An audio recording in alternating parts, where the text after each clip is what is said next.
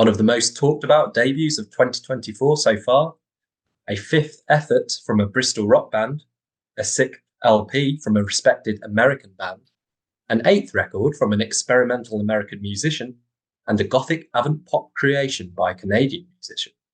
This is 5 to 9's Album of the Month episode for February 2024.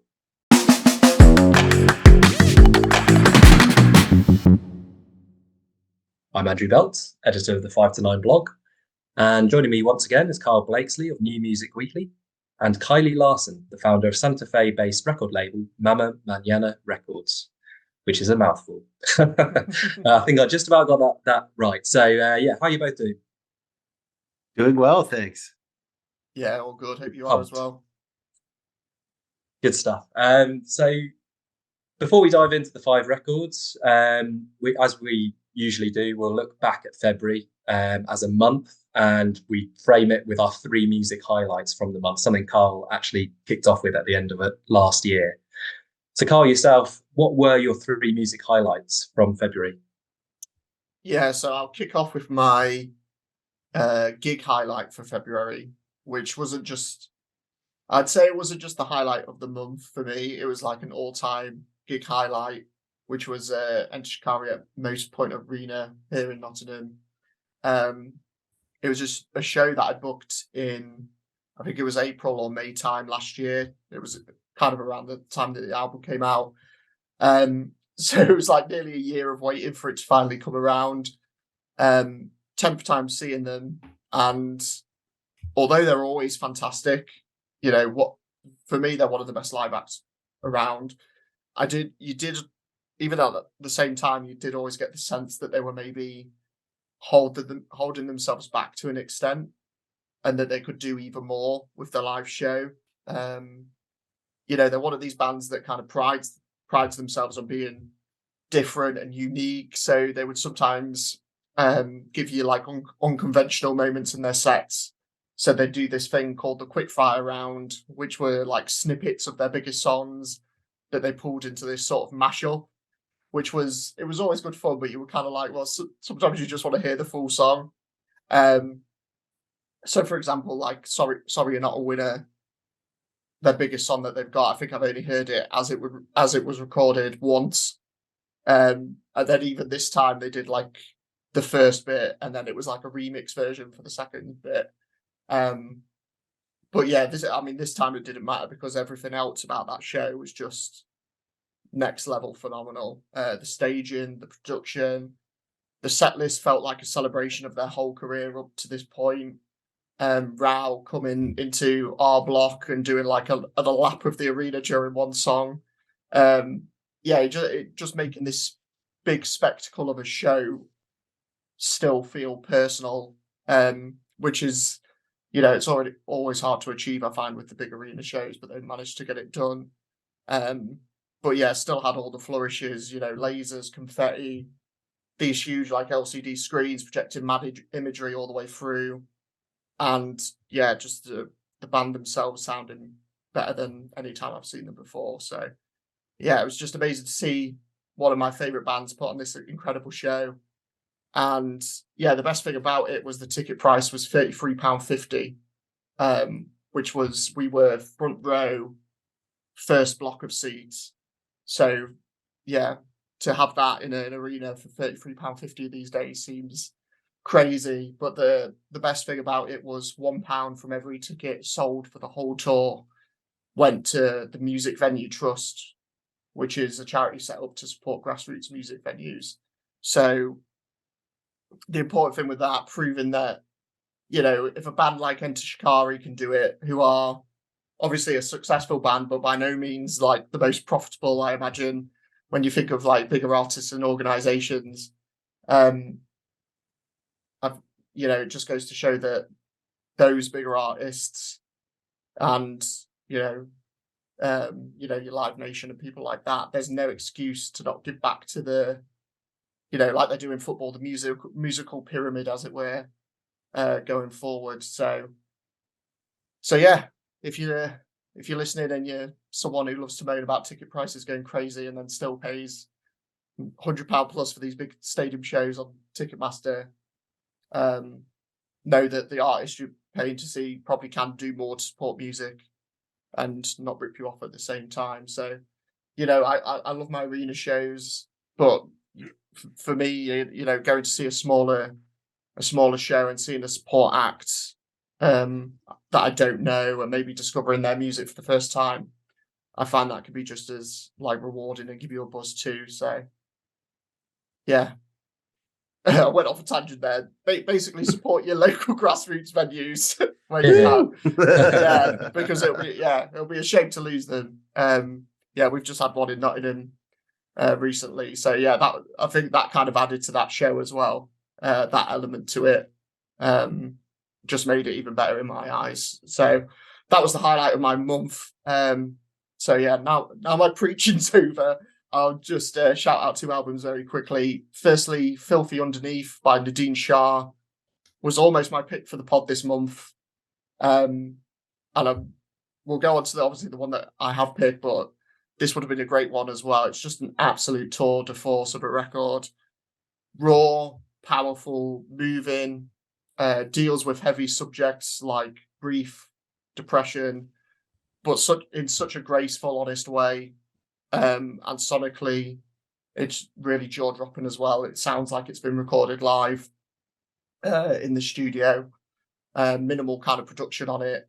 And it just adds to the whole sentiment and feeling behind the record. So that's one of the albums of the year actually so far for me. Just brilliant album. And then the second one I want to shout out, which is one of my favorite discoveries of the last month, Prats and Payne, which is the debut album from Sydney-based indie duo Royal Otis, produced by the man of the moment, TANGK.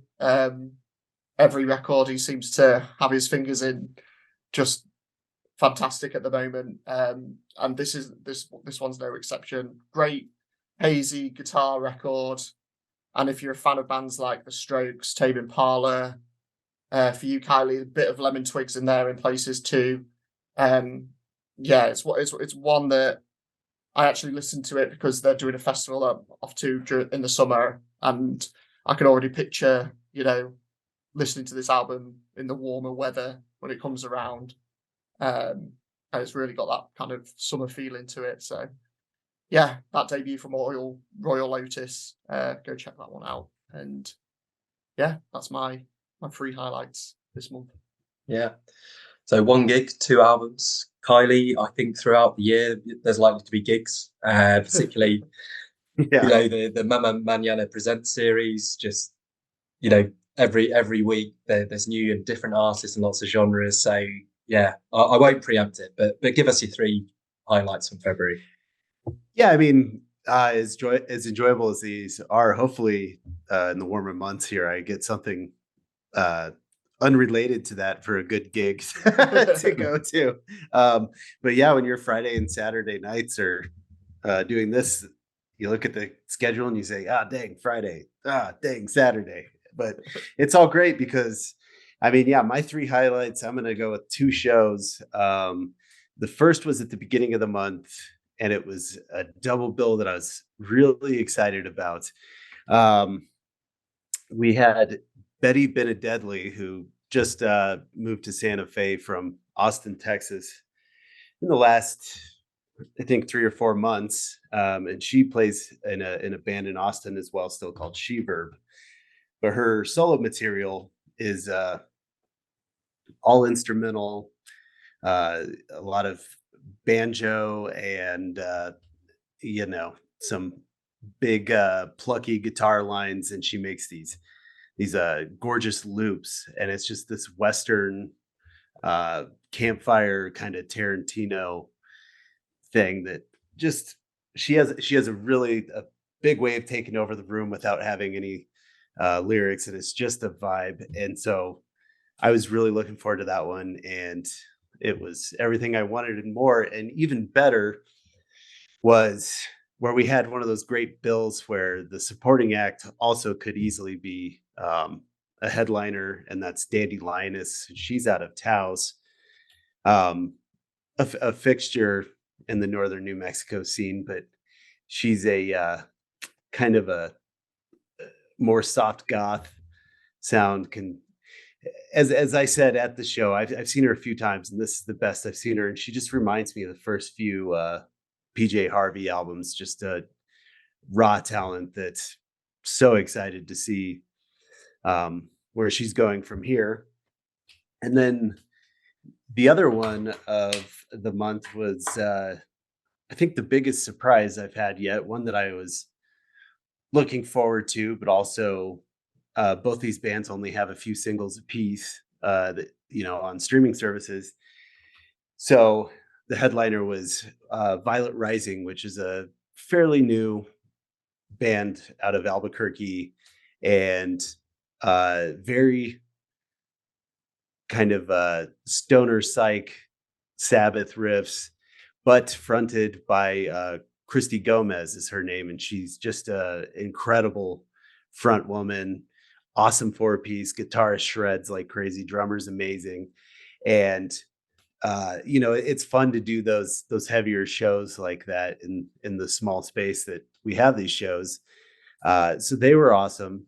But then the opener, Omio, it's OMI.O.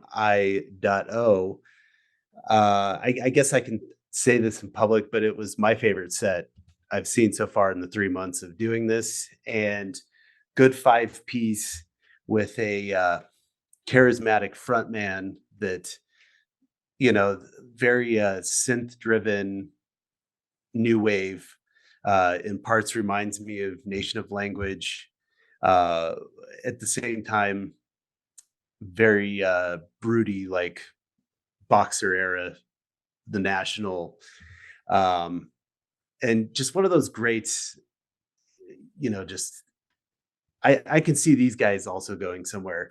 Just a great in a ballroom or something like that would be an amazing opportunity for them. But anyway, so both those gigs amazing. And then my album for February that I want to give a shout out to was also one that I considered for the pod and didn't nominate it or put it into the poll, and that was Hooray for the Riff Raff. The Past is Still Alive, their new album. And it's just, I go through phases with the alt country, and right now through this winter I've been enjoying it a lot.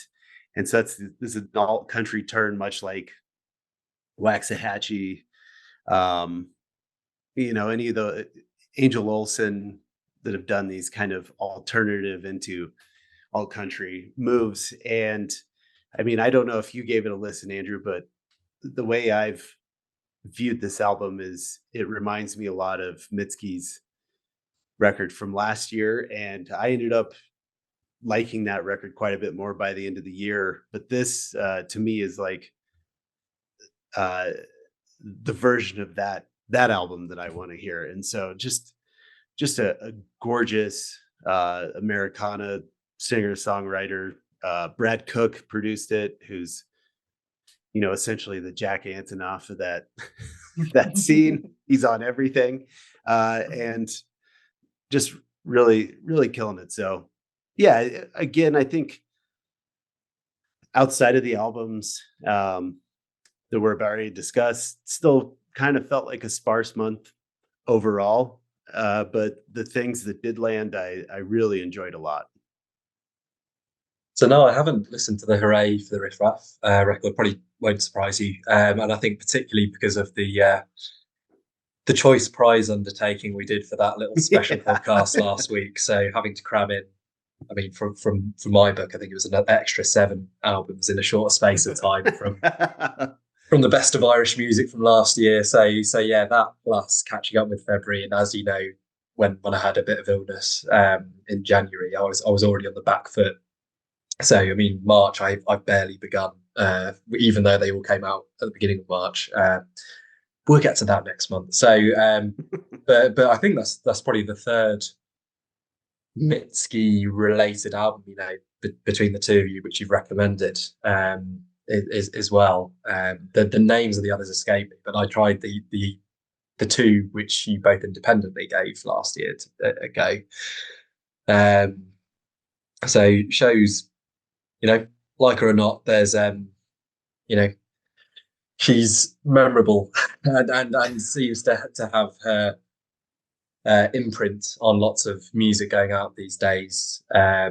Particularly, maybe that alt country scene, particularly her last record, which delved a bit more into that zone.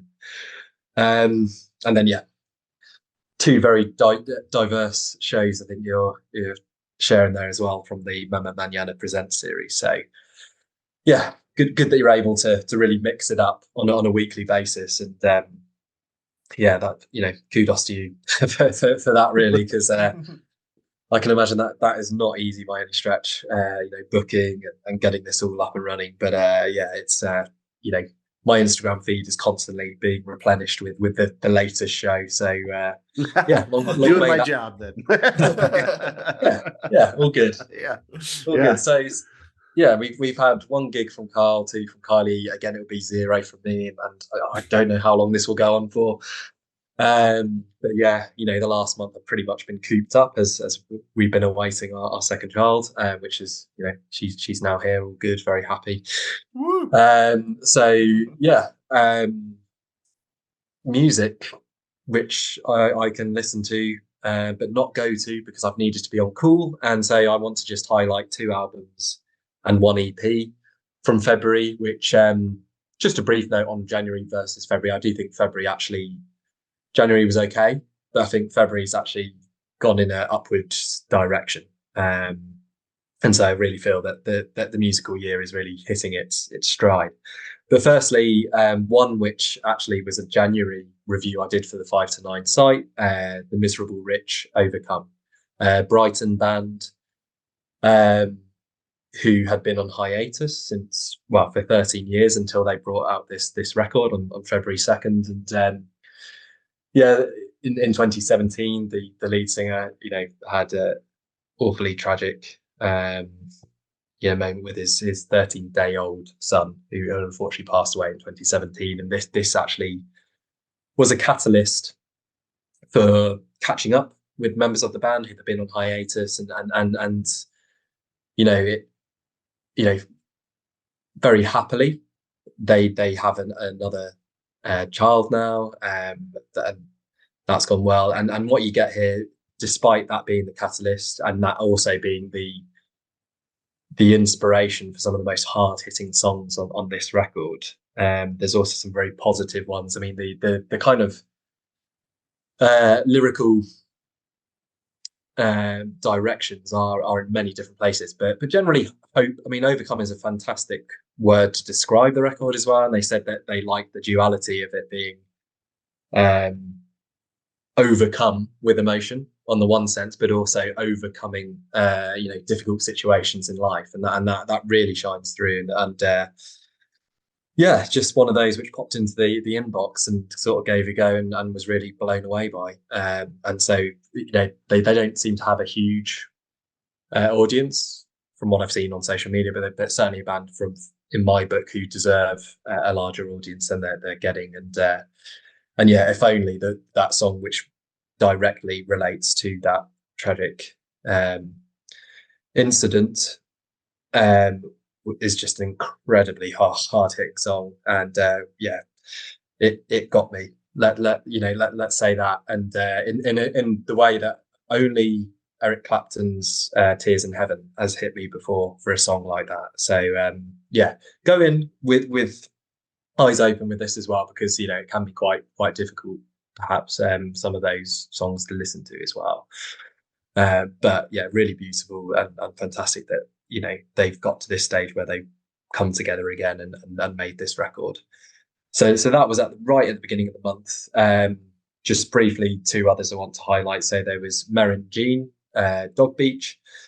So Australian singer-songwriter, quite dream pop like, and I think shades of Caroline Polachek in what she produces, but quite an original sound. Even a bit of Stella Donnelly, her compatriot, and one which again just sort of gave a go, and just found I really enjoyed and was in that kind of singer-songwriter female bracket, which always resonates well with me, like the lights of Mitski. Again, we can say. And then just finally, on the EP front, Hutch, band from Brighton. So Brighton getting 2 ticks in my February roundup. Kind of a psych jangle band who brought out the EP. Let me just check here. It's called Smile and Wave. Good prep I've done here. Yeah, I mean, it's the kind of genre they're hitting, that psych rock thing. You know, there's tons of bands, tons of artists in that space. But what I found with this, and it's a debut EP, is just how fresh it sounds. And a band who really, yeah, it's not all too often that you get that really fresh sound where you just feel so excited about where they can potentially go. I think there's a lot of promise on this EP across the several songs on it, and that was another one which stood out from February. So there we go. Gigs at some point this year, I do hope to be discussing. So now we move on to the 5 albums. And we have The Girl with No Face by Allie X, which Karl chose for February. So over to you, Karl. Yeah, so this was my pick. It was a strange case where, 3 of my most anticipated records for the month all ended up getting selected. So I had to have a good look at the schedule and sort of see, what else I could potentially go for, which was where I was reminded about Allie X, because she kind of fallen off my radar a bit. I discovered her through her last album, Cape God, which it was just one of those albums that I found during lockdown. It had like an interesting concept behind it, where it was inspired by a HBO documentary, which I've still not seen, even though after I listened to the album the first time, I was like, oh, I must watch that documentary now. But yeah, it was a HBO documentary about fentanyl addiction called Heroin Cape Cod, USA. So obviously that's where the title comes from. So as you can imagine, it was lyrically like quite a dark record, but sonically very much upbeat, catchy pop record. Quite mainstream actually in its sound, to its detriment. I think sometimes it verged too much on the mainstream pop sound, but there was moments where it was kind of more your old pop. Funnily enough, there's a track on there with Mitski on it, just to give her a shout out again. And it was one of those that although I enjoyed it at the time, honestly, I'd completely forgotten about her and that album until obviously, we came to picking this month. So I then went and listened to the singles from Girl with No Face, and was just completely taken with them. So I was happy to add it to the slate. And now, I've listened to it a lot in the last month. I'm even more happy to have picked this because, I honestly think it's fantastic. Saw it build actually on Apple Music as New Order and Kraftwerk meets Madonna and Lady Gaga. And I think that is pretty much spot on. If you've seen her music videos for the singles to these tracks, I would also add in acts like Kate Bush, Talking Heads, definitely elements of those artists coming through as well. Bit of Human League as well in some of the songs here. But as you can imagine, what it is just a really fun, imaginative, wildly creative, 80s inspired synth pop record, which pretty much is just banger after banger from start to finish. Obviously a bit of a trend at the moment, the synth pop scene is almost as overcrowded as maybe the UK post-punk scene at the moment, but I believe what makes this record stand out for me is Allie's like unique quirkiness and creative vision that she's obviously put the stamp onto this record. Case in point, Garlina, which similar to, I believe, off Caroline's Polychecks record last year, has almost like a Eurovision quality to it, where it like verges on cheesy pop without quite going too far. But when you read what the inspiration for the song is, which obviously I said to you guys, it's about this woman who made this revolutionary eczema cream that Allie used and then retired without handing over the recipe. So obviously listening to that song and then obviously reading that background story to it, it just added this hilarious dimension to that track, which I think is just fantastic. And I think that's what I love about the record. It's like she obviously doesn't take herself too seriously, which I think is the main thing. And she finds creative inspiration in these like oddly ordinary, seemingly mundane places and twist them into something quite fun. Like John and Jonathan was just this gay couple that she met at a meet and greet. Couldn't get over this, and she couldn't get over between the synergy of their names, be it John and Jonathan. So she went away and wrote that track. You Slept on Me was about a tweet she saw where someone was like, "You're sleeping on Allie X, what are you doing?" So yeah, it just makes for a really fun record that is very much uniquely hers. And as I say, like there's so many great tracks on here. In terms of favourites, the opener Weird World, which although was apparently written during lockdown, feels oddly even more apt now, I think. I watched Anthony Fantano's review for the album, and I think he said it best where he says it works both as a comment on like the increasingly weird times we find ourselves in, but also as an introduction to Allie's sort of strange, bizarre musical world that she brings you into on this record. It kind of works on both counters there. And obviously you mentioned the similarities to Bonnie Tyler's I Need a Hero on that track as well, which as soon as he said that, I was like, yeah, you can definitely hear that coming through. Off With Her Tits, we've got to talk about that song. Just genius. Probably going to be hard to top for me as the pop song of the year. Super, super catchy. Has this medieval Henry VIII style.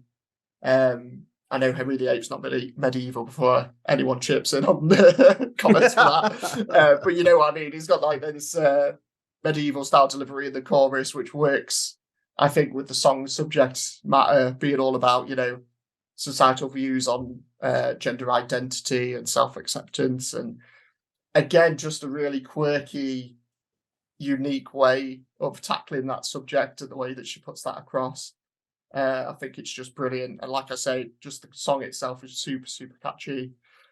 The final minute or so on that as well, with Allie's vocal screams, and you've got all these shimmering synths just popping off. Yeah, just sublime. Really love that song. Just want to quickly shout out as well, Black Eye, which was the first song I heard off the record, probably still my favourite as well. It's between that and Off With Her Tits. But yeah, Black Eye, just hugely reminiscent of New Order's Blue Monday, which is never a bad thing.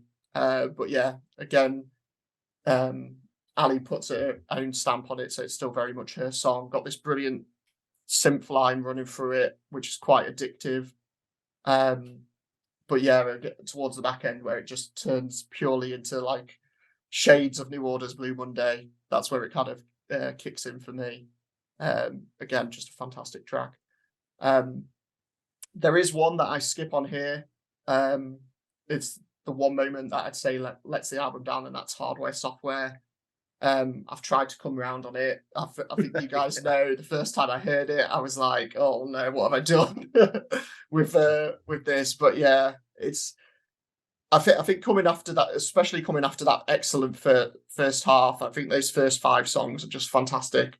And this one just, I think it feels quite weak and cheap by comparison, coming after that stellar kind of opening run. But then you've got Black Eye, which is the next track, and I think, you know, arguably that song sounds even better coming off the back of Hardware Software. So swings around about maybe with that one, but yeah, that's the one that I kind of skip when I'm listening back. But yeah, as you can tell, big fan of this record.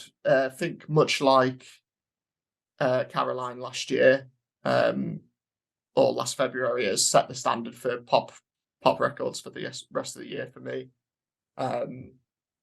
as I say, Hardware Software is probably the one moment that I think lets it down, but I think the other 10 tracks on here, you know, more than make up for that one slip up.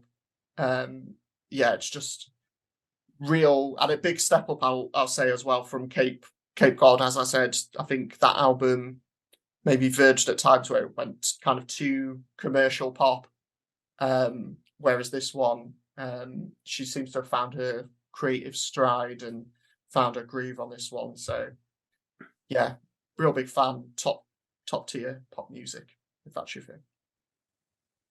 Kylie, do you agree? Yeah, I do. I'm glad Karl brought this one to the table. I was completely unfamiliar with Allie X, and yeah, this album reminds me. I kept on thinking, I was saying "Hooray for the Riff Raff" was the version of that Mitski album that I wanted, and this was making me think of Alison Goldfrapp's record that we reviewed last year. But this is the version of that I want to hear. There's just much more going on, and I think it's funny to the Eurovision comparisons on Galena, which I hadn't really thought of as a a Yank, I guess, and it does make sense though, and for me that's my favorite song on this album, and just the front half of this Weird World is just very topical. Off with Her Tits, I'm With You, just that keeps on. I had all these in a shuffle, and every time that came on, I turn it up. It's catchy while skewering at the same time. And John and Jonathan as well. We can laugh at the similarity in the names, but it makes for a very catchy song. And so yeah, I'm with you. Hardware Software is the one I would cut from this album and make it a tighter 10 tracks, because that is my thing with this record, is that it does kind of in the back get a bit repetitive for me in what's going on, but it's not necessarily a bad thing. And just awesome synth pop yet. Galena, total like Kate Bush to me on top of that, and even some like B-52s here and there popping up, and just I think a really nice surprise for me, and one that I would say I've probably listened to this one the second most out of all the albums this month. So yeah, high approval and really enjoyed it. As did I. Like you, unfamiliar with Allie X, and it wasn't one as well. I think maybe one will come to, or a couple. I would say you need to listen to it quite a few times to really get under the skin of an album. Whereas actually this one is, you listen to it once and you get a general kind of feel for it. That synth pop kind of viewpoint. There's kind of that gothic undertone as well, and I was reminded of Creeper actually from our was it October or November episode? Yeah. October, in that kind of gothic thing. So Karl, that was you as well. So I fully expect for the March episode you to have a white paint on your face, black clothing. Well, you are wearing black clothing to be fair, but the fingernails, everything, you're the resident goth in our trio, it seems. But then there's that element, but then also Caroline Polachek, who's been mentioned as well, and I think that's a really good link as well, particularly because we go back 12 months to our February episode of last year, and just a really well delivered pop record, and this is that as well. I kind of had it in segments. Fully agree with everything you said about those first 5 tracks. They are solid, really good pop tracks, synth heavy. Hardware Software I've probably got a little bit more love for than you guys, because another thing I just want to briefly touch upon is the lyrics are fantastic, and I can't help but find them funny on Hardware Software. I mean, it's the song itself is yeah. It's I mean, it's a ridiculous concept. This kind of love making between hardware and software, but it actually a little bit reminded me of Lace Here as well, which is no bad thing in my book, but it just is underdeveloped. So I also get your reservations with that, and it was one of the worst tracks on here for me.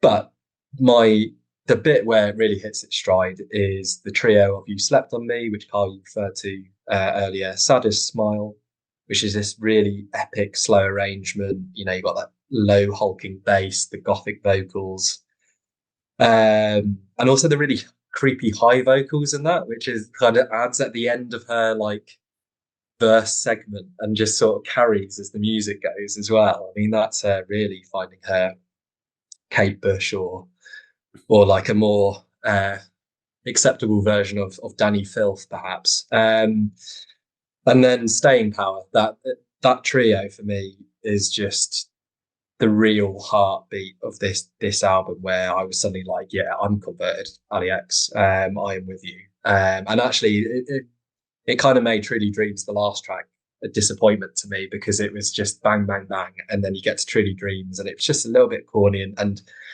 based on what had come before, didn't reach that height. But, really, really excellent choice. I think I was a bit unsure. A similar like Creeper as well with the singles. I was like, what is this? Like, who is she? Like, but get to listen to it, get acquainted with it, and you go, fair play again, sir. so yeah, Girl with No Face. I think that's 3 ticks from all of us there. Helado, Negro with Phasor, and this was a choice from Kiley. So Kiley, you're kicking us off here. Yeah, Helado, Negro, one of those guys that's been around forever, and I guess in the grand scheme, I was late to the party. This Is How You Smile, I think, was the entry for a lot of people for him. I think the website formerly known as Pitchfork gave it best new music, I remember. And between that and the I love the old photo on the front cover. That was just like, okay, let's give this a shot, and really really enjoyed that album. But then it was 2021 Far In, the follow up. I should have looked before this, but I believe it was definitely top 5 on my year-end list. I think 2 or 3, maybe somewhere in there, and was quite a bit longer, which I know sometimes we talk about on here can be overstaying a welcome. But I really, for as long as that record was, really just got into it and just chilled out. I don't even know what you describe him as. It's avant-garde indie stuff. He's all over the place, bilingual, some songs in Spanish, some songs in English. So I guess if something finishes that high, the next record you're really anticipating. And overall, I like Phasor. I'd say, I'm still so far finding it a step down from the previous record. Not necessarily in songsmith or anything like that. It's still excellent. Just, I guess, sonic preferences excuse me, with this new one. But yeah, I think that the singles, LFO, Lupe Finds Oliveros, was just a great first single last year. That had me excited, and I Just Want to Wake Up With You that followed after that. Just the he's always just a gentle breeze, and that, I think that song on this new album is probably the best example, I would say, for that. It just, yeah, overall, it is more of a collage. Back to the This Is How You Smile style, and so there's parts that don't quite keep me pulled in, especially in the back half. Just trying to, let's see here. Where did you go?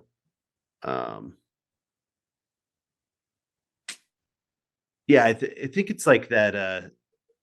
Flores, the third single, "Wish You Could Be Here," as soon as Fantasia, excuse me, where I just kind of find myself drifting on this one. Great start, kind of, falls apart in the back half, but uh, doesn't make me enjoy him any less. And I think it's also one of those that it's came out in February, great time of year, and I think this is one that pull out in the spring, and I might have a little bit higher of an opinion on. Okay, so you like it, but it doesn't reach the height of the previous record, and I enjoy it. Perhaps more joy to be had from it returning to it in sunnier weather. Karl, where did you land with Phasor or Phasor? Phasor. Yeah, I mean, I think maybe not having that previous, acquaintance to him, I actually maybe came out actually liking it maybe slightly bit more than you, Kylie, I imagine. Because actually, yeah, I mean, this was the one on the slate for the month where I didn't really know what to expect. A new name to me, and I was shocked to see how long Helado would be going without, falling onto my radar at this point. But that's always the best bit about the pod for me, is obviously the great artists that you guys put me onto. And yeah, I mean, for me, this is another one that you can add to your collection, Kylie, because this was a record I thoroughly enjoyed getting lost in. Even at the times when, due to my own ignorance, I didn't know what Helado was singing about. He does a great job of, on those Spanish tracks, conveying the feeling and the emotion through the music with these, quite subtle, quite gorgeous. You mentioned a breeze, definitely felt that coming through on the arrangements, and real dreamy quality to them as well, I would say. It's just a pleasure to listen to. There's some real standouts on there as well. I mean, you obviously mentioned the first two, which I really liked, but the one that really stood out to me was "Best for You and Me," which has gone straight up there as one of my favorite songs of the year so far. I think it's just, just adore that kind of like pulse of synths that runs through the track. And then there's those like ghostly harmonies, like especially when you're listening on the headphones, you got those ghostly vocal harmonies coming through, just floating in the background. Just a beautifully tender track. And yeah, as I say, that's one that I keep going back to. That song in particular, listening to that one again. And then you obviously mentioned Flores. That was actually the other one that I really loved. Just really atmospheric. Makes for, again, when you're listening on the headphones, it kind of makes for quite a transcendent moment listening to it. I think it's like just the way he's arranged the sonics on that one. Again, it was one that I just loved, as I say, getting lost in as a headphones listen. I thought it was, fantastic. But yeah, those were the two standouts, and I think I also enjoyed. I'm going to butcher this. I'm apologising. Is it Colores del Mar? Is that Colors of the Sea? Oh, is that what it means? Oh, fantastic. Yeah, I was so worried. I'm awful with foreign languages, as you could probably tell. But yeah, Colours of the Sea. So yeah, it came across almost like a Latin-inspired Radiohead track to me. I think particularly the drums, some great shuffling drums on there, some hypnotic like vocal lines as well. The other one that you mentioned as well, "Wish You Could Be Here," I quite enjoyed that. That was like a bit more ravey. compared to the previous tracks. That song, but moments on the whole. I'm not sure if you got this kind of, but it actually reminded me a lot of Fortet in places, in terms of the instrumentation. But obviously with Helado's like hushed vocals, and obviously he's got the Spanish guitars that kind of come in, which kind of put his own stamp onto the whole project. So yeah, it's one of them, like you say, 35 minutes doesn't overstay its welcome. I just found it a really enjoyable half-hour listen that, as I say, yeah, I've enjoyed returning to it when I want something, particularly when I'm like, at work or something, I want something ambient and undistracting. Yeah, this is one in the last month I've definitely found myself reaching for. So yeah, great discovery again. Thanks to Kiley. And yeah, if you're into like your ambient electronic driven records, definitely one to check out, I would say.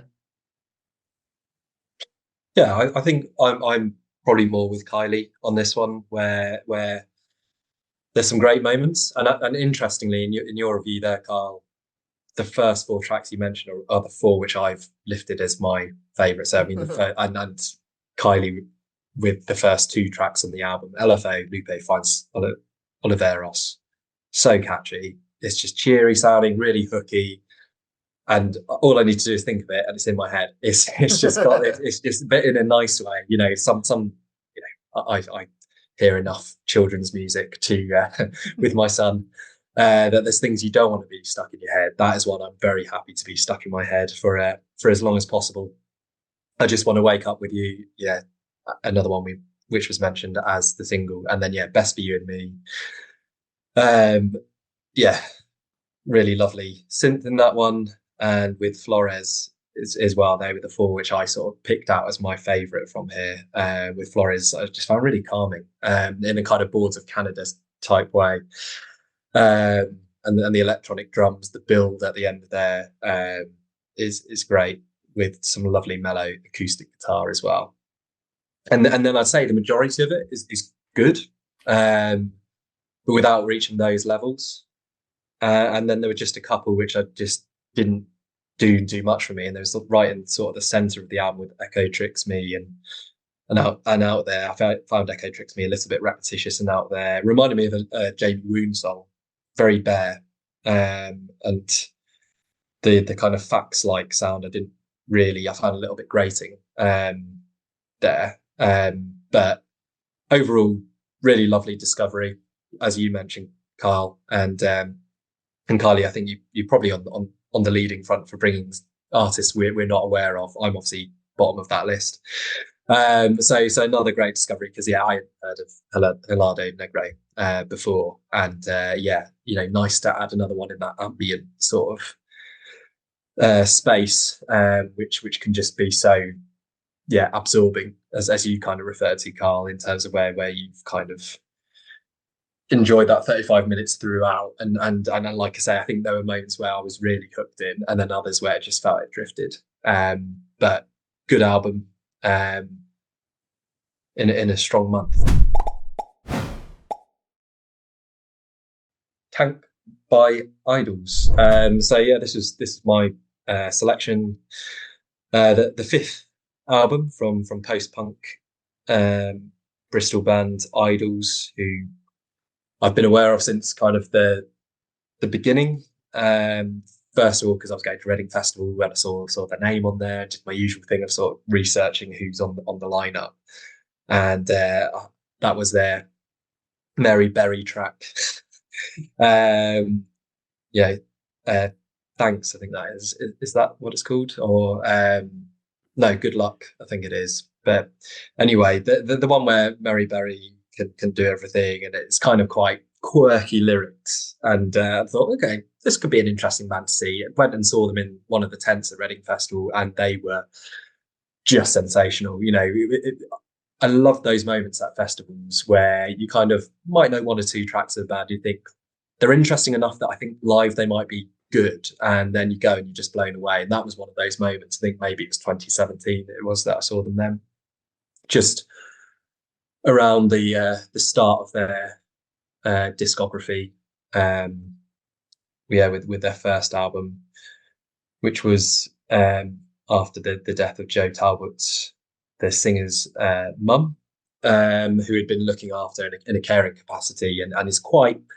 There's a visceral listen. I think that's as stark as it gets for Idols. Although across all 5 of their albums, you do get those moments. And then from there, I think the second album, Joy is an Act of Resistance, their best by far. I think that was the one where they really sort of broke through and found some really interesting ways of confronting modern issues, and particularly the post-Brexit landscape in this country, which not the happiest, or you're not most united of kingdoms since then, or even beforehand. And then Ultra Mono, which seems to be the one where you either sort of stayed with them or decided that they'd become a bit of a pastiche of a band. And then the turning point was Crawler, their 4th record, where they decided to move away from that more harsh post-punk aesthetic and actually delve into more musicality, which then continues on TANGK. And Crawler I enjoyed, but TANGK for me is them sort of realizing that this ambition to find a new skin, as it were, and shed that old one. And quite a soft listen across a lot of them. I actually wasn't blown away by the singles, because to me they sounded like typical Idols tracks, and I was worried that I was going to get something which I'd already heard before. But actually, I was really surprised, and pleasantly so, by the amount of imagination shown here, and just going from different genres even across the tracks, whilst also delivering some of their catchiest numbers, which are just recognizably Idols. No other band could do that sort of thing, which they do in their own inimitable way, love it or hate it. So for me, this is just right up there. As an album, it's probably clear, quite a big fan of theirs, so going with a fair bit of potential bias, but bias, that didn't do much for Ty Segall last month. So I like to think I'm fair as well. And I think, just as a few highlights, I think A Gospel, they're probably one of the most affecting tracks they've ever written. Beautiful piano. It sits right in the center of this album, and I think they really deliver something which is really tender, which is not something you would often associate with Idols. Hall & Oates, 2 minutes, punky blast, could be off a Hives album, but that was a nice gear change, because there's not loads of that on this album.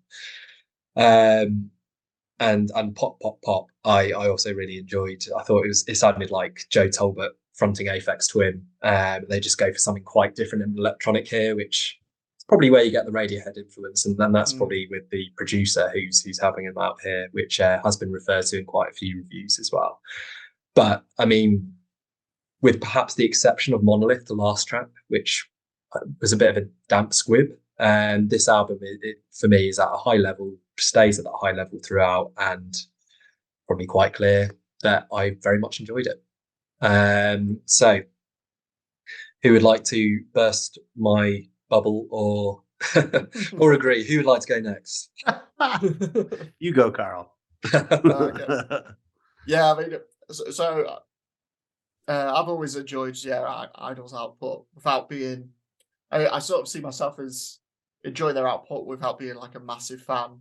As I know, obviously yourself, Andrew, and quite a few people this side of the pond are. They seem to have very quickly become like one of the best loved alternative bands over here. Obviously TANGK getting is it their first UK number one or second? Or not, it went number one anyway. Probably.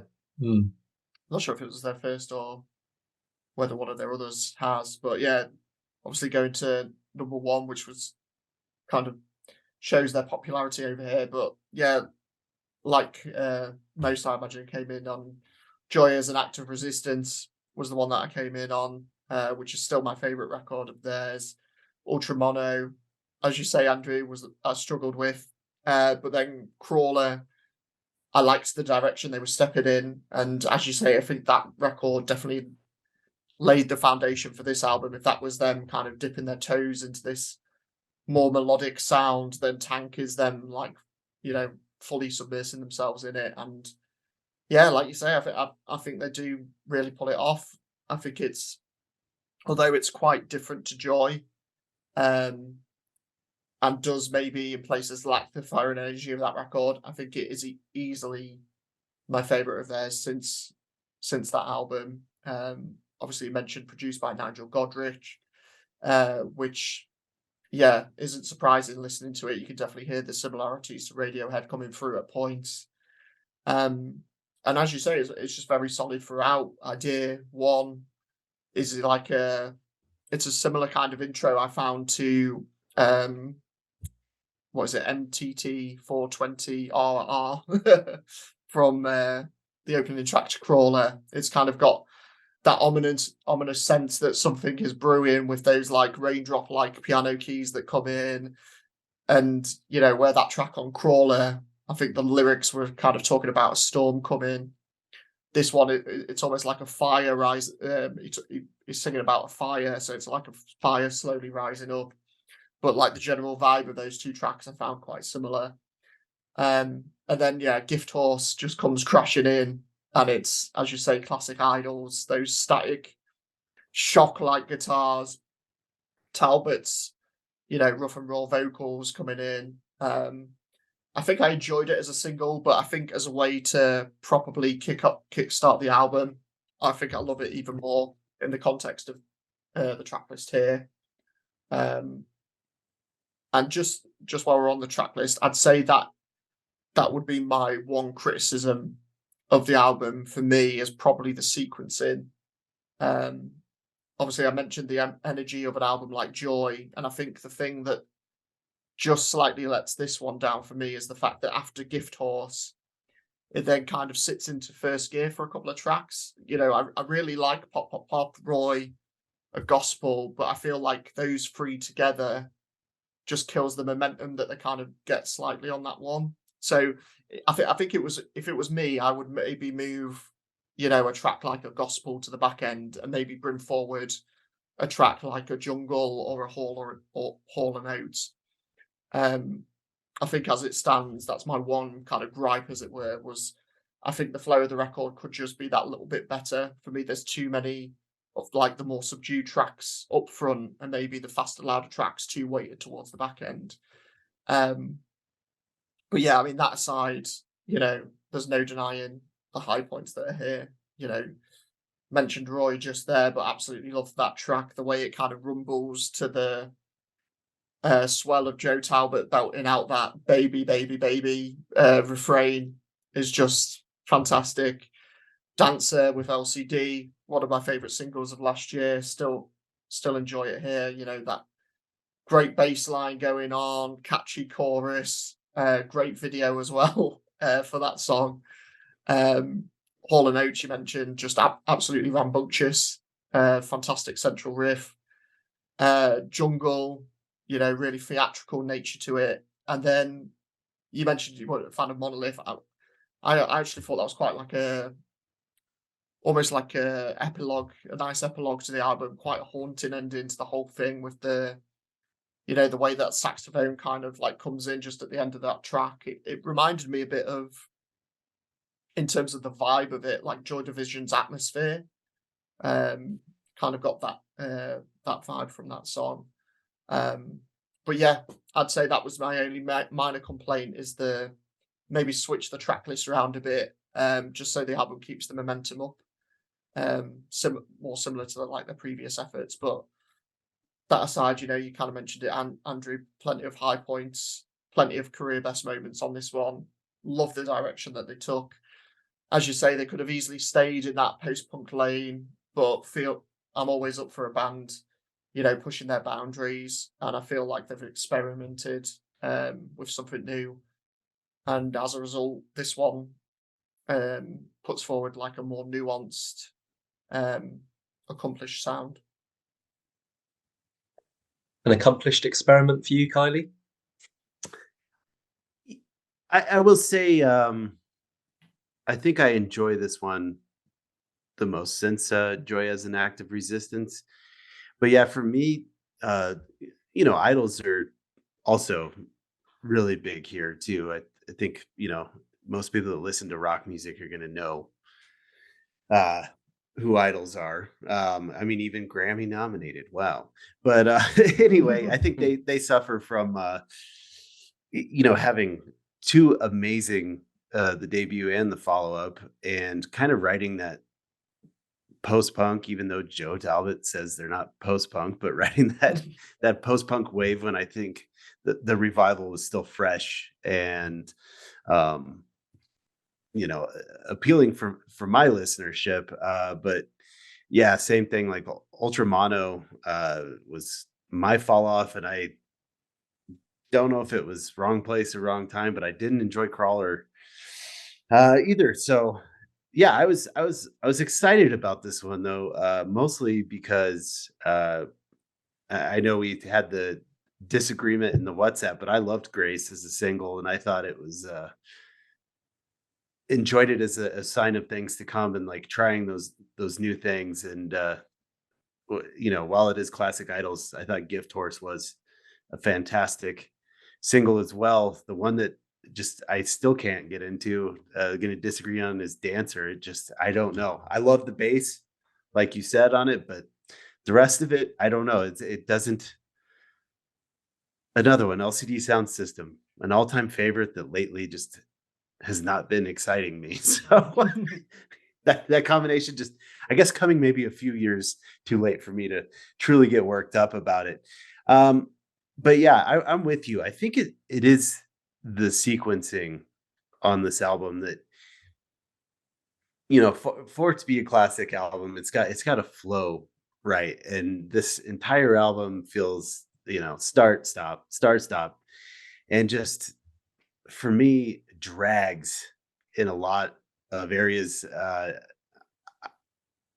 Roy, just for some reason, just feels like it's always going. That one I could not get into, and same thing with Jungle on the back end of the album. Just, I've tried, and every time they come on shuffle, I am skipping through those. I think in the end, I appreciate the growth here for idols. I appreciate the experimentation, but listening to this a number of times, is it an idols record or is it a Nigel Godrich record? Because I mean, this is so blatantly. I think he's a fantastic producer, but the changes that you hear for them sonically on this record are all kind of Nigel Godrich signature moves. We got more tape loops. And I don't know. It's kind of the same conversation we had about the Smile last month, where I enjoy a lot of Nigel Godrich's work with Tom York and Johnny Greenwood over the years, but there's just these moments, especially as his producing career moves on, that I just need something a little more happening. And I think TANGK falls victim to that. So I didn't love this record, but Idols is just something that hasn't done it for me in a few years. So I think that there still is that feeling towards them, but I at least appreciated hearing something different with this record, even if it didn't fully connect with me. Mixed reviews. So yeah, we can't always have the same, and yeah, it would be boring if we all just said, "Yep, agree." So yeah, so some yeah, always good to get other points of view on something which you might love as well. And yeah, I think that's a debate worthy question. Is this a Nigel Godrich record or is this an Idols record? And I'm sure we'd get some very interesting comments on that one. You can definitely hear that come across in the album for sure. So on to the fourth one, and that is Prelude to Ecstasy. by The Last Dinner Party. So this was selected by Adam Reeve, who is one of the editors of Dead Good Music blog, a citrusy good music listen.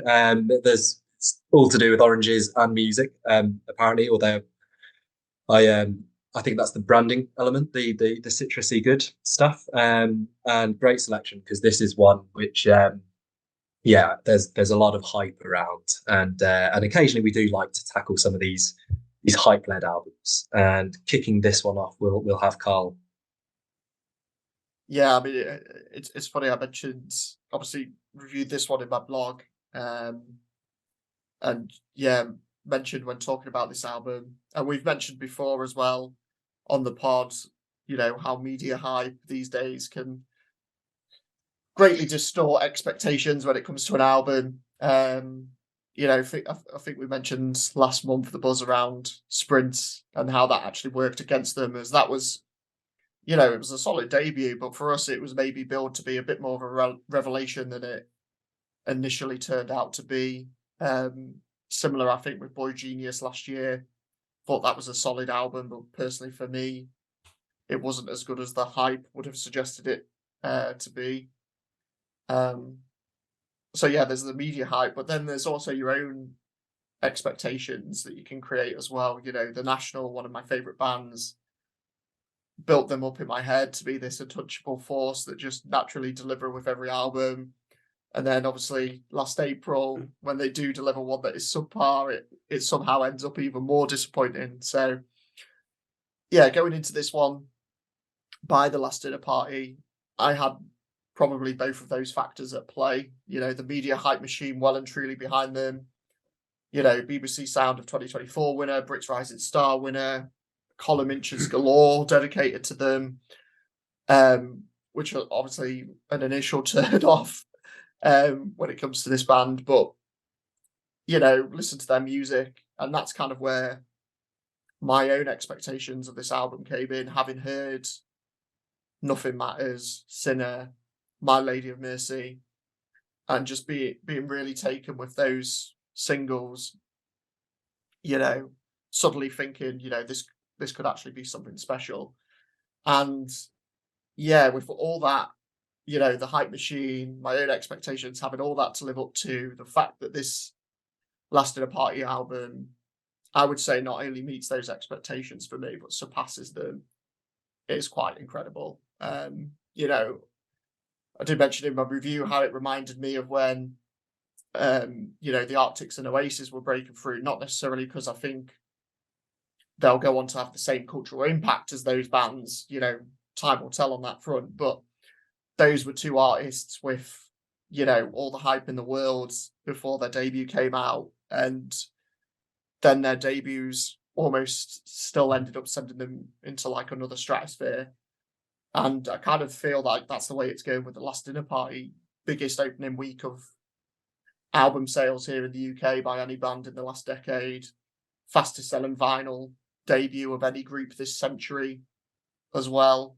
It's quite remarkable. And honestly, it's just fully deserved. I think from start to finish, it's just these grandiose, art rock bangers packed with, jaw-dropping vocals, scintillating guitar riffs, poetic lyrics, and their own kind of captivating energy that they put forward on this record.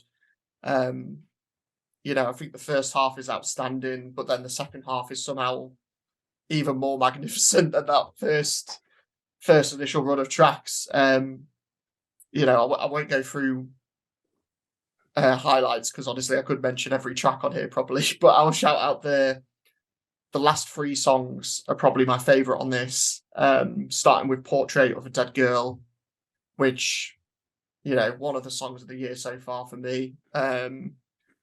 The guitar, I think that's the main thing that pulls me in on this record. The guitar work by Emily Roberts,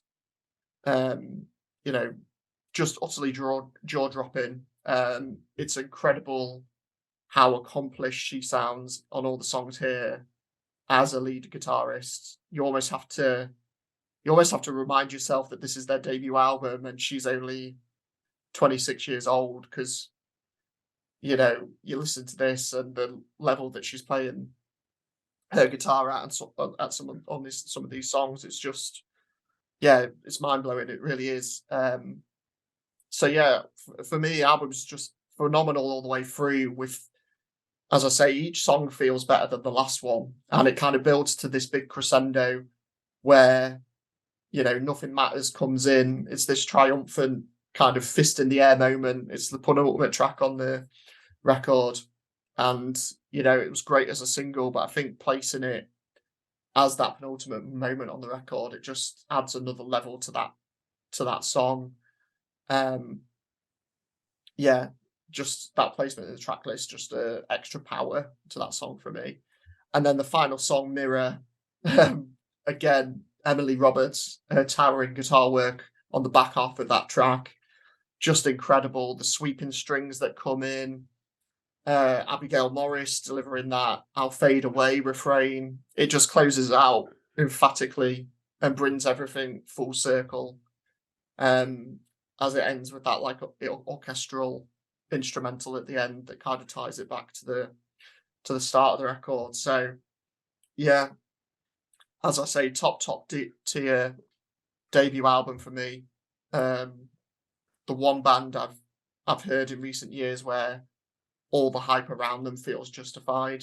You know, there was a sad moment the other day, I'm not sure if you guys saw it, where the band were quoted slamming post-punk and, you know, bands that sing about the cost of living crisis,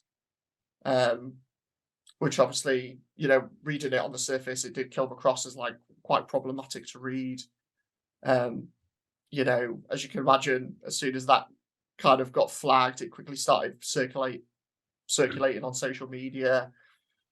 As these things do, everyone was like quick to slam the band, you know, jumping to their own conclusions, calling them tone deaf, you know, attacking their background of privilege. You know, it was really quite nasty stuff, you know, reading some of the comments that kind of came off the back of that.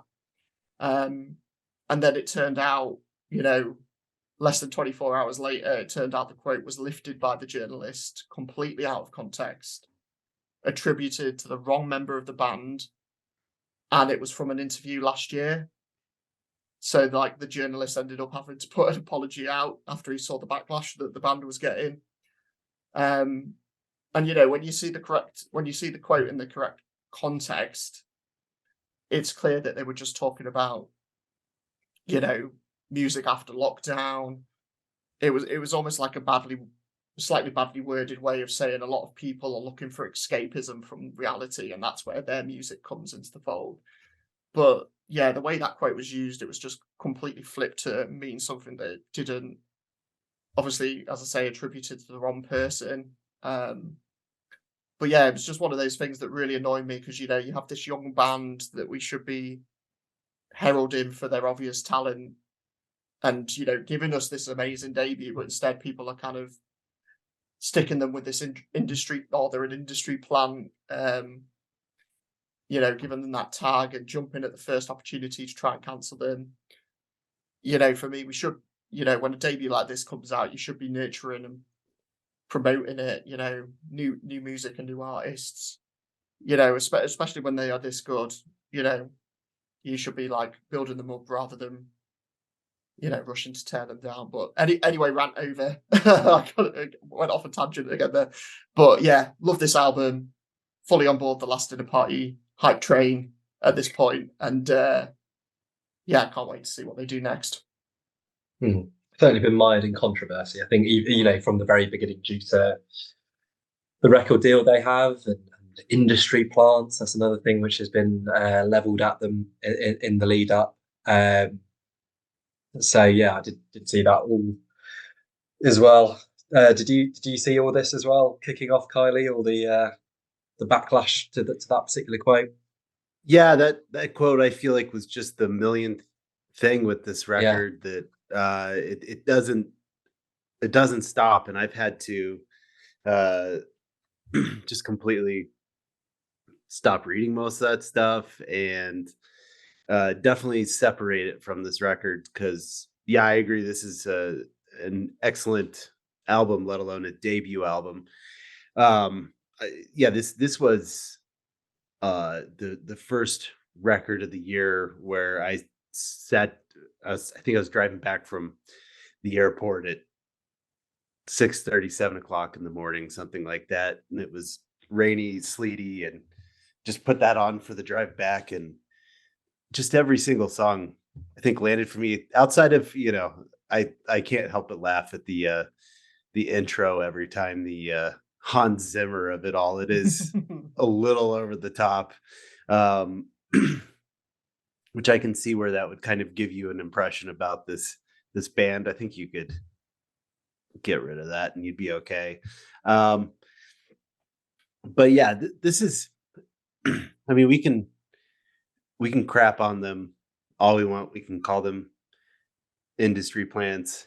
We can say they're prep school Richies, and that part might not be untrue, but to me this is just a lot of sexism. I feel like the industry plant thing usually gets used with female artists, and it's, I may not necessarily enjoy them, but it's like wet leg, it's the same thing attached to them, and everyone's suspicious of where they came from. And Last Dinner Party, these gig with the Stones and that kind of thing. Well, guess what? If you're signed to Universal Music, you're going to get the opportunity to, get put in front of the right people to be at a Stone show, that kind of thing. So, just overall, yeah, you have to remove the straight sexism of this entire thing. And then the other part of this is where's that going with this? The other part of this is they're just the pure musicianship on this album you can't deny. I mean, constantly, I'll just go with what Karl said, but Emily Roberts in some moments reminds me of Prince's guitar playing, and just phenomenal technical work put into these pop songs. So here's the deal with this album for me is that well, my first listen, I thought it was perfect, and I'm still enjoying it. It is. I was trying to figure out the answer to this question for the last week before we recorded this. I'm not sure what it is. I don't find myself going back to it as much as I enjoyed it. But I think it's cool to put the biggest single as the penultimate track and like really make you work for it. Personally, I Caesar on the TV screen. I mean, I guess I'm feeling that Kate Bush revival that's happened over the last couple of years, because I would say that's the same, like the Allie X track, very Kate Bush. But yeah, if this, I think this is what people don't think about as often as I say on here all the time. I'm a label guy, and most of the time, if something is on Universal Music, this is on Island, one of their imprints. Used to be a classic label. I don't think it is much anymore. But if Universal Music, after the last couple of decade plus of major labels just putting out a bunch of turds, if they want to put this out, and if this is what Gen Z responds to and gets into, then I'm all on board. I would rather hear this album than most of the stuff that Universal's putting out. So yeah, more of this, and leave them the fuck alone. Because guess what? The Strokes went to boarding school too, and they're revered. And there is the rich prep kid thing that I remember at the time, and same thing, and it still follows them, but like not to the degree that this is. And it is what it is. People with connections move along in the industry. That's how it goes. But at least they're making great music while they're doing it. 100%. Yeah, we had that kind of WhatsApp chat, and then kind of I remember saying about some of the kind of indie dirge bands and how heavily they have been promoted over like last 10, 20 years. You know, I'm not going to name names, but I think, you know, when you compare it to what the Last Dinner Party have been on the end of, then I think you are going, yeah, this is purely sexist, basically, why they're getting so pilloried. And yeah, I won't add too much to that. I think both you've kind of addressed that well. And the music itself, returning to that, yeah, there's a reason why they're on a big label. There's a reason why. When I went to that Rolling Stones gig in Hyde Park, and I went, who the hell are the Last Dinner Party? I went on Spotify, there was nothing. There was like no trace, and it was pretty odd actually for like such a big gig there to be anyone who you don't have any sort of paper trail at all. And they like going in with no expectations. They were brilliant, you know. That as you see in their videos, like wearing this kind of, you know, historic kind of outfits, I suppose. Abigail Morris has got so much charisma, and I think, you know, she's a fantastic front woman. And yeah, the rhythm section just rocked it, and I was like, wow. I was really impressed. That was my first touch point, and then obviously since then there's been the singles, and each one of those has just immediately, you know, racked up the millions of listens. And then I think, you know, Karl, you touched upon Boy Genius. It feels like a moment like that. I felt, you know, I wanted them to be part of this this particular podcast. I'm glad that Adam, who on our rota of different independent music bloggers, will be selecting fourth album, and then we leave the fifth up to the public. Very glad that he chose this one. I didn't want it to be left off, because it's one of those which is a talking point. And, you know, do they meet the hype? Boy Genius, I think collectively we decided for us, and I think we are quite different to the majority opinion here, but we weren't blown away. Here, I was, and like, yeah, just the singles were excellent. I really love Caesar on the TV screen. I think it's just such a great, rousing song. And yeah, all the other songs on here are just also done in a very cohesive way. I think, you know, some of the quibbles about Idols is where the sequencing is, whereas here we're sort of lauding, and I agree about the sequencing here, and like nothing matters. You go 12 out of 13, really, and how they bring it in. And I love the segues between a few of the songs. That one going into it, you know, there's the piano from the previous track as well, and there's another one which earlier in the track list sort of just really blends magnificently, which is always a you know, something I really admire about crafting an album, is when you can see that sequencing and that cohesion. It's one of my main sort of things I sort of assess with an album, and this one, yeah, ticks that box brilliantly. Abigail's vocals are absolutely fantastic. I really like the lyrics. I like the content of them, the themes they're talking, which I think, you know, a lot of it is ironically based on what we're discussing, you know, that kind of sexism which exists in the world, and you know, them railing against that in a very eloquent way. And I think when you're looking at precursor to this band, Kate Bush, yeah, you guys have said it 100%, and Florence and the Machine I would also put into that same kind of Venn diagram of artists who kind of really push theatricality of what they're doing, both kind of in the aesthetics of how they present themselves, and also communicate on social media, because actually when they've got quite a funny way of communicating to their fans as well, but also how they deliver the music as well. It's just got that, you know, maybe it's a eccentric kind of British thing, which it seems to be the tradition sort of continuing, and yeah, just absolutely knocked it out of the park for a debut here, you know, with or without the backing they've had. And yeah, I think we can say fantastic record, and yeah, you'll be hard pushed to find a better debut this year. That's how I'll end it. So we move on to our fifth and final album. and that is Loss of Life by MGMT. So, Kylie, you're gonna kick off this discussion.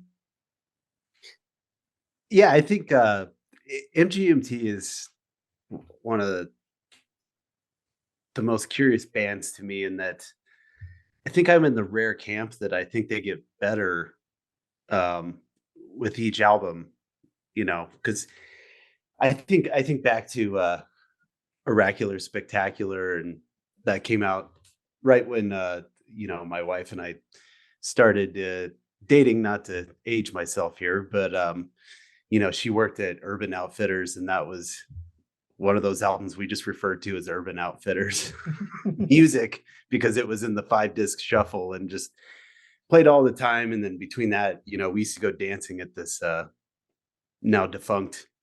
Well, I think it might still be around, but it's an indie dance night in Denver, which at the time was kind of uh, its own thing. Not usually what you'd go to for club music. But yeah, I mean, Electric Feel and Kids and Time to Pretend. Like, honestly, if I never, they're straight bangers. But if I never heard those songs again, I would be, just fine with it. And then Congratulations, the follow up, which I think was just a wet fart at the time. I think was just so uh, ahead of its time. Musically working with Sonic Boom from Spaceman 3, who's had a nice resurgence with the Panda Bear collaboration in the last few years. And I think Spaceman 3 is more appreciated now than they were, a decade plus ago, and in between their stints, down to the 90s Trapper Keeper cover art of Congratulations that was well ahead of the 90s revival that we're still in right now. MGMT was that the self-titled one, was the one that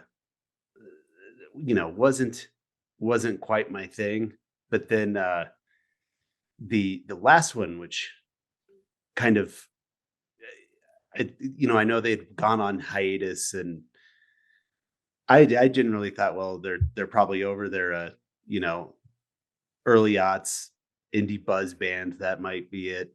But Little Dark Age just really caught me off guard and was probably one of my favorite records that year. I think it was 2018, I think that came out. Just very good memories of that time with that album. And so, this new one, I was honestly pretty excited about, and loved the second single, Bubblegum Dog. I still I still love this song. It's just so ridiculous, but I think really sets the mood for this album, which is uh much more mellow than those big bangers. For the fans of that stuff, it's not really here, but this is just some really damn fine songwriting and psychedelic pop that I find myself reaching for over and over. Karl, Christine and the Queens, that feature I enjoy much more so than the LCD feature on Idols. And I mean, people in the streets is just like, feels very relevant for the times. And this album rarely ever gets out of like second, third gear, but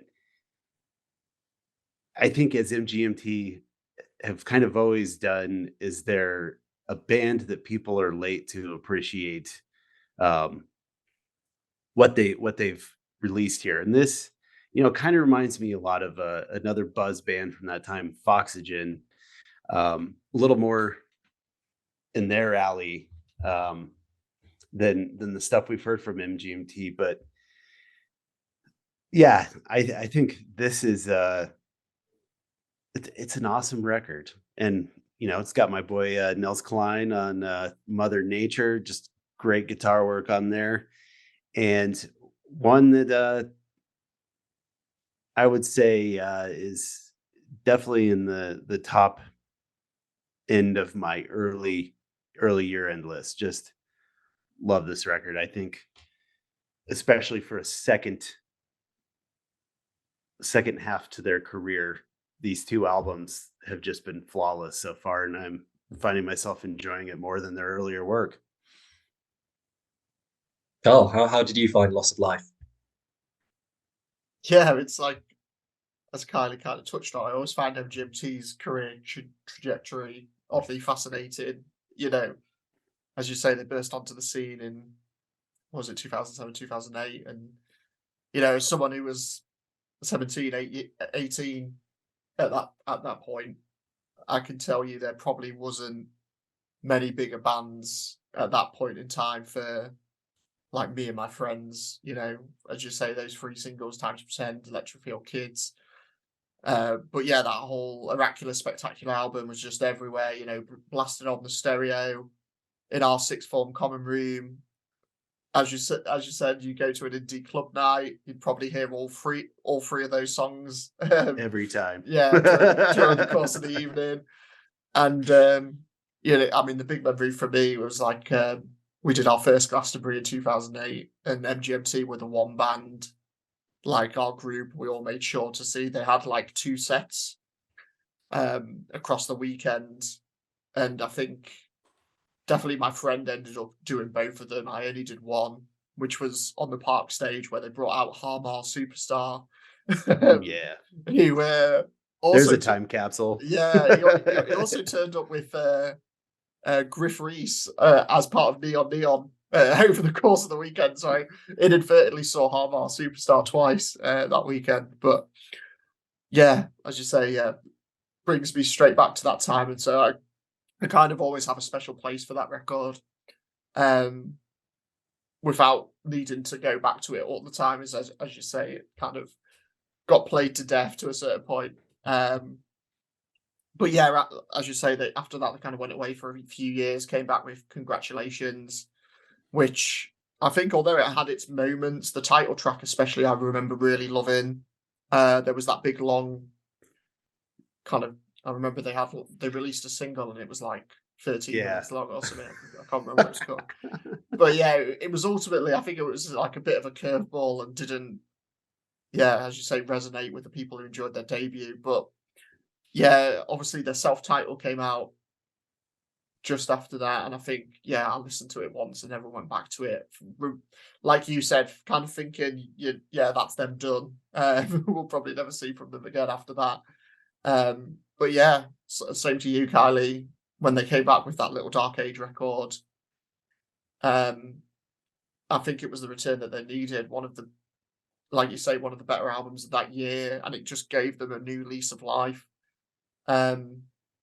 Which is oddly strange because I feel like, yeah, rather than capitalizing on that kind of renewed momentum that album brought, they went away for another 6 years and waited until everyone had forgotten about them again. And then, yeah, out of nowhere, last year, dropped Mother Nature and announced that they're bringing out this album, Loss of Life. So, yeah, it's hard to say what this album's going to do for MGMT's career, because at this point, because they might, you know, just decide, yeah, we're going to have another 5-6 years off. But I think where Little Dark Age was a welcome return, this feels like them really rediscovering who they are, the type of band that they want to be, and almost finally being like content with it. I think you almost get the sense that they were managing between what people expected of them and what they wanted to do themselves. And I think they kind of strike the balance with this one. That, you know, the first half is fantastic. Mother Nature, I loved instantly. It sounds even better as, like, obviously you got the intro, but it's like the first proper track here. Going back to the, you know, guitar work, you know, this one reminded me of like Sergeant Pepper era Beatles.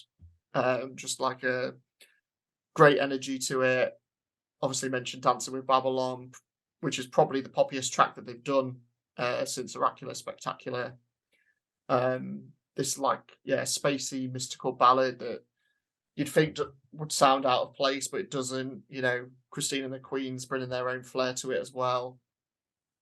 You mentioned People in the Streets, just magical as well. It's like the Technicolor Sonics in the back half of that track that kind of, yeah, again, it's another one when listening on the headphones, it just really kind of comes through.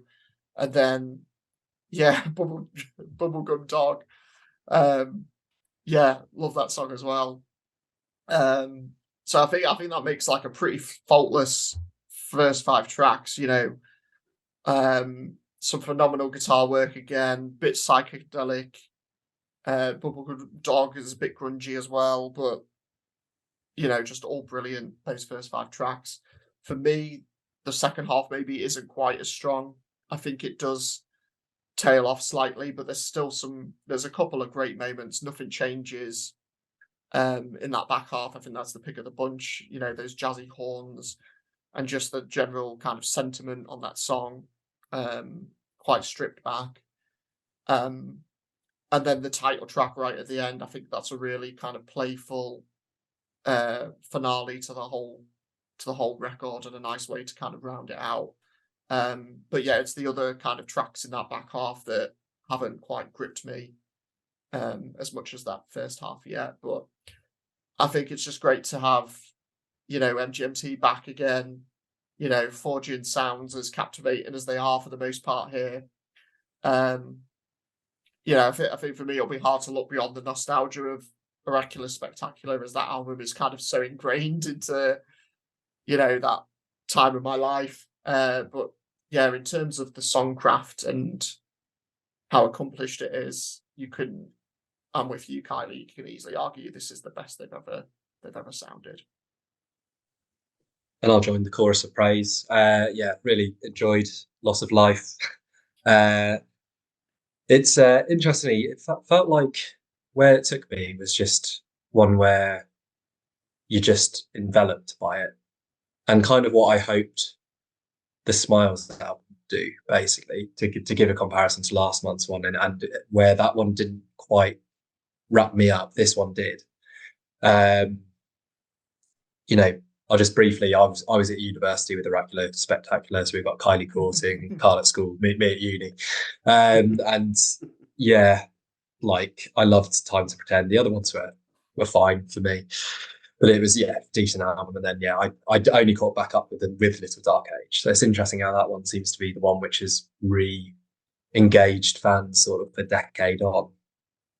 And then, yeah, following it up with a gap, and then this, and pretty much, you know, all you're saying there, Karl, in terms of the first half being just solidly very, very good. The second half, not quite as good, still very enjoyable. But the two highlights of Nothing Changes and Loss of Life is pretty much what I had here in my notes. And I think if you look at the lyrical content, there's a lot about, you know, philosophy, really, you know, those big questions, and very interestingly written sort of ruminations by MGMT here, which I think their lyricism shines through. I love the cohesion of the album, which, like I say, it's that enveloping nature of it, which just carried me.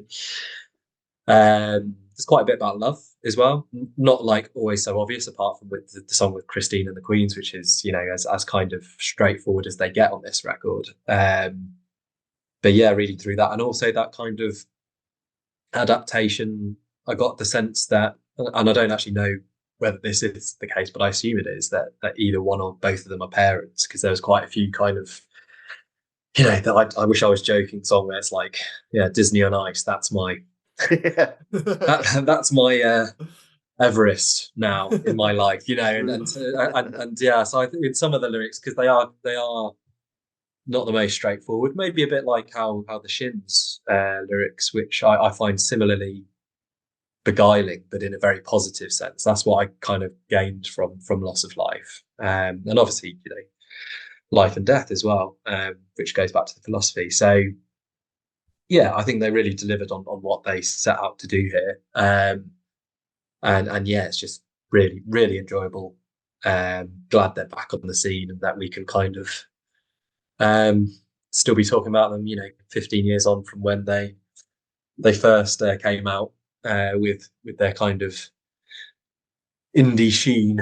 But, you know, you look at contemporaries at the time, like Klaxons fell off a cliff, really. You know, Enter Shikari have kind of reinvented themselves from that similar-ish scene, I suppose.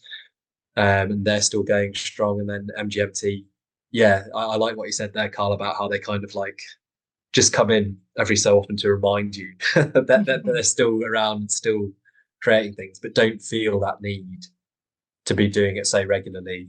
You know, and that sort of gives off a sense that they're comfortable about what they're doing. You know, they're just going off in their own direction, and as you say, Kiley, kind of quite ahead of the game in how they go across this. You know, to make a very pleasing overall discography. Although I can't really speak firsthand knowledge there, and definitely makes me want to go back to some of those the middle part of their career and see what I was missing. Particularly Congratulations. That was strange that I never picked that one up. But then again, not many people did, which is yeah. There we go. So we've gone through the 5, and now we come to the verdict. So I've already noted down mine. So I'm gonna kick off first this month, and I feel, unlike last month where we for the first time nearly had the exact same scores, I think this one's going to be a little bit more diverse. So yeah, get your calculator ready. well, yeah, I've got. You'll hear my keyboard notation, but at least I've done mine, so it's not quite as unpleasurable for the listeners. But yeah, fifth and 1 point for me was Phasor. Yeah, good album, but compared to the other 4, and that's something I just to note.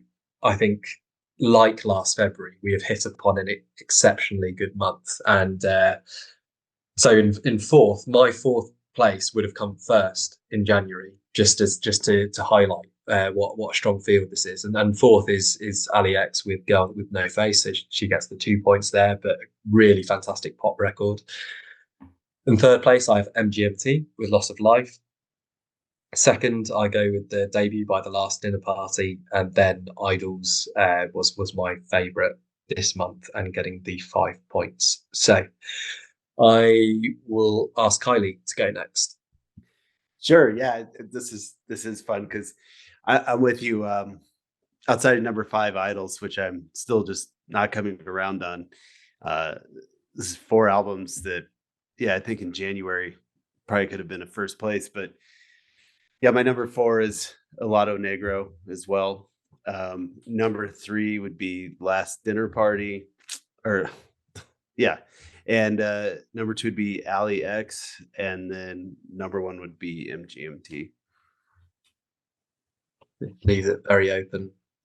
I also thought we would probably have relatively dissimilar ones. So it's like Karl coming in now with a very open field, and the deciding vote. Where's it going to head this month? Yeah, I mean, I feel like we're definitely going to have a draw. I'm trying to do the maths in my head, but I think we're definitely going to have a draw here. At 5, I've got Helado Negro. I think, as you said, great record, but some tough competition this month. The next 2 I struggled with, but I think I landed on 4, MGMT. Again, one of their best albums to date, but having to be very picky. I think the second half, as I said, maybe doesn't match the opening. Excellent run. Number 3, I've got Idols. Again, one of their best, but just right now, I find myself more drawn to the other 2. Number 2, I've got Allie X. Again, imaginative, catchy, just a ton of fun. And then, yeah, no surprise, number 1, Last Dinner Party, just sensational debut that deserves all the praise in the world. Well, we don't have a draw, so if my maths is correct, then we will be congratulating The Last Dinner Party for Prelude to Ecstasy. So I've got overall them on 12 points, and then we had a draw with Allie X and MGMT on 10, Idols 9, and Helado Negro on 4. So congratulations to The Last Dinner Party. Yeah, you know, fuck the naysayers, hey? And Prelude to Ecstasy Sellouts is our February album of the month. But as we've all said, what a fantastic 5 albums we've had this month, and certainly one of the best slates since we've kicked off this thing. So we'll be returning with our March episode. Actually, all 5 of the March albums we'll be reviewing arrived on the same day, March the 1st, and so we'll be reviewing albums by Another Sky, Yard Act, Mannequin Pussy.